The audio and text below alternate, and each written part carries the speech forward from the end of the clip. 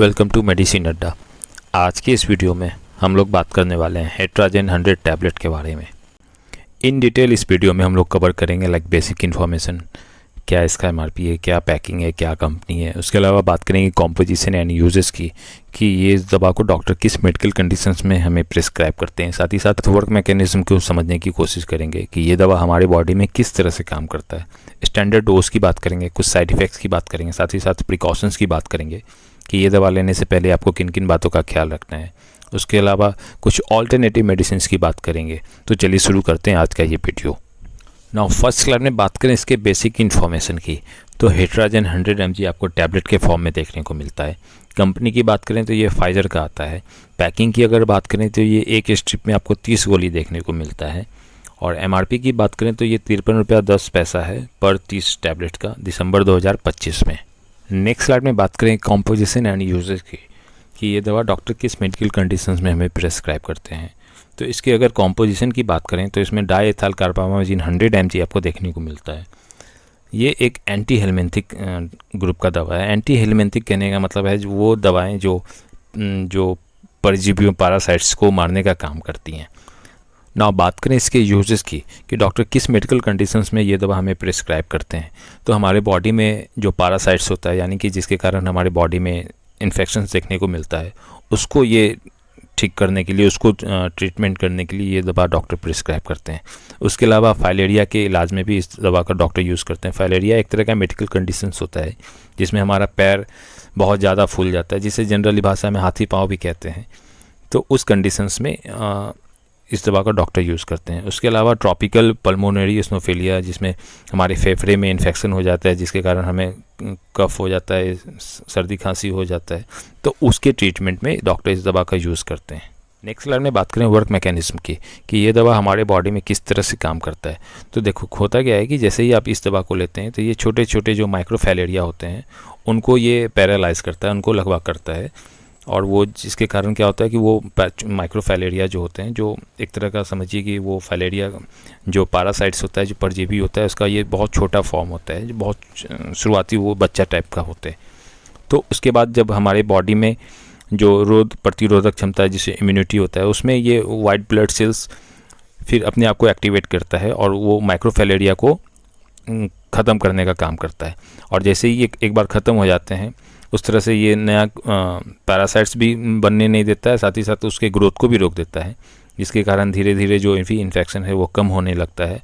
और जैसे जैसे कीड़े मरते जाते हैं हमारे बॉडी में आपको रिलीफ देखने को मिल जाता है। जैसे शरीर में जो भी सूजन है, बुखार है, दर्द है, ये सब परेशानियों से आपको राहत देखने को मिल जाता है। तो कुछ इस तरह से ये दवा हमारे बॉडी में काम करता है। नेक्स्ट स्लाइड में बात करें इसके स्टैंडर्ड डोज की, तो मैं आपसे हमले रिक्वेस्ट करूंगा कि कोई भी दवा आप अपने मन से बिल्कुल भी ना लें, हमेशा अपने डॉक्टर के अकॉर्डिंग किसी भी दवा को लें, और यही हमारे चैनल का मोटो भी है। फिर भी अगर इसके स्टैंडर्ड डोज की बात करें तो 1 टैबलेट 100 mg की अगर बात करें तो 100 mg में डॉक्टर उसे 3 टाइम देते हैं, ताकि 300 mg पर डे इसका स्टैंडर्ड डोज। नेक्स्ट स्लाइड में बात करें प्रिकॉशंस की, कि ये दवा लेने से पहले आपको किन किन बातों का ख्याल रखना है।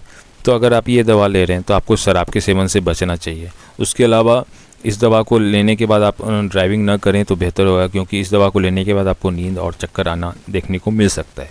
साथ ही साथ अगर आपको लीवर या किडनी की कोई बीमारी है तो आप इस दवा को लेने से पहले अपने डॉक्टर से ज़रूर चर्चा करें, वो आपको बेहतर गाइड कर पाएंगे।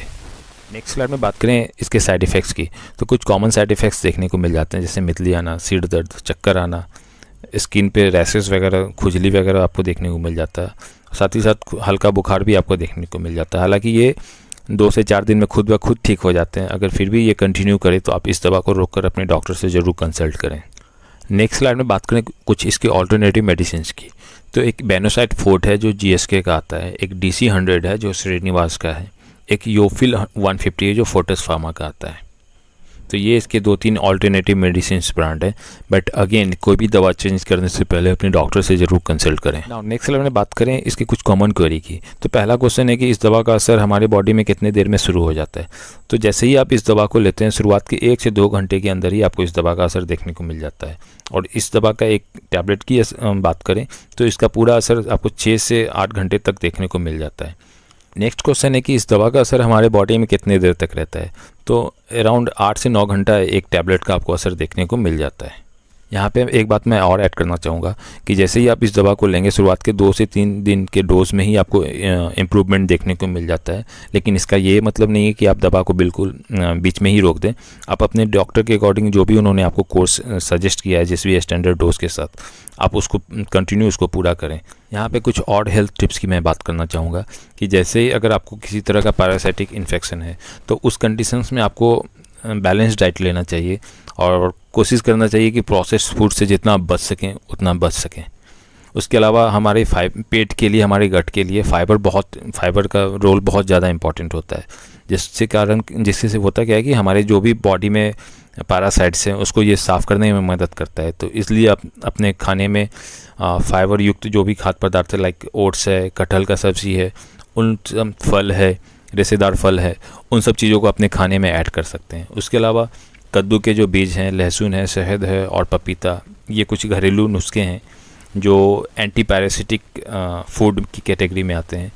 इसे अपने फूड में, अपने खाने में ज़रूर इसे शामिल करें ताकि आपको जो भी पैरासाइट्स के कारण जो भी इन्फेक्शंस है उसको, ये पैरासाइट्स को ये कम करने में कारगर साबित होता है। So thank you for watching this video. अगर वीडियो पसंद आया होगा तो वीडियो को लाइक कर सकते हैं, किसी ज़रूरतमंद को आप शेयर भी कर सकते हैं। साथ ही साथ अगर कोई डाउट होगा तो आप कमेंट कर सकते हैं और इसी तरह का रिव्यू देखने के लिए हमारे चैनल को सब्सक्राइब भी कर सकते हैं। तब तक के लिए थैंक यू।